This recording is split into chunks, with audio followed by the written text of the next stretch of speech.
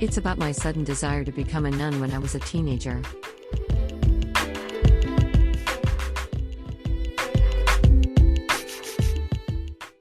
The Catholic school I attended had an annual event of a movie viewing. One year, the school selected a movie about Jesus Christ's life. In the final scene, Jesus looked straight at me, which I mean was straight at the camera, and said, "I am with you always." That line startled me. For the first time, I realized he was always with me, and I was touched by the thought.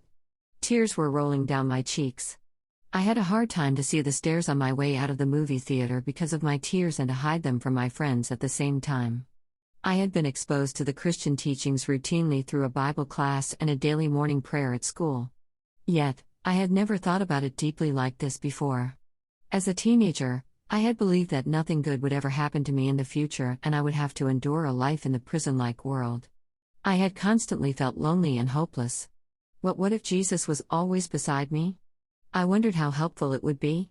Although I had had numerous bad incidents with nuns at school and been unable to get along well with them, I felt like I understood a fraction of the reason why they became nuns.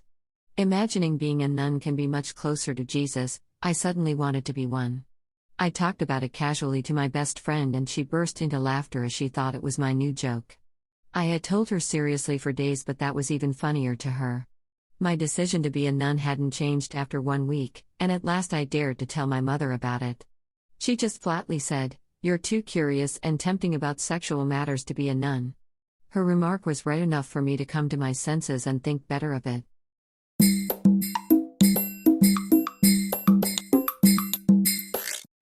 Audiobook, Japanese Dream by Hitomi Woods, on sale at online stores or apps.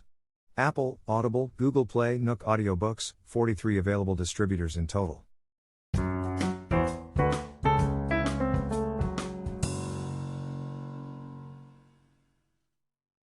Inside a cabinet in the old house where I grew up and spent much of my childhood, there was a beautiful music box. It stood out by its glamour and westernized style among other articles of Japanese folk art in the cabinet. My mother took it out once or twice a year for me, solemnly and carefully as a special occasion.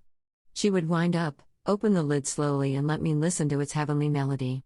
It was the first gift she received from my father when they were young. The tune was True by Schumann. I asked my father what the title meant and he told me it meant rosy happiness, although I later learned it actually meant dreaming. I imagined that he felt rosy happiness when he was marrying her. Since the music box was expensive, my mother strictly forbade me to touch it. I wasn't allowed to play it on my own. My parents were usually out for work and I was suffering from auto intoxication when I was little. I often fainted while I was playing alone at home and my grandmother had to call a doctor each time. In those days, my secret remedy was sneak open the cabinet and take out the music box. While my mother believed it was a once or twice a year occasion, I listened to it almost every day.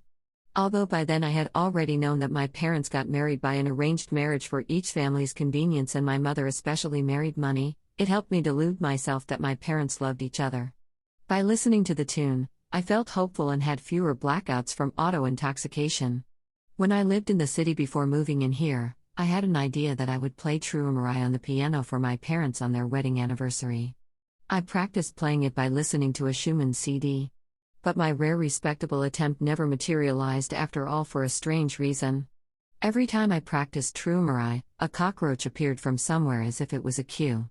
It was impossible to continue practicing because I have a strong phobia about roaches.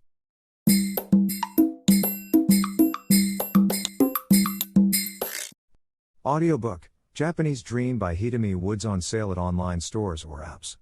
Apple, Audible, Google Play, Nook Audiobooks, 43 available distributors in total.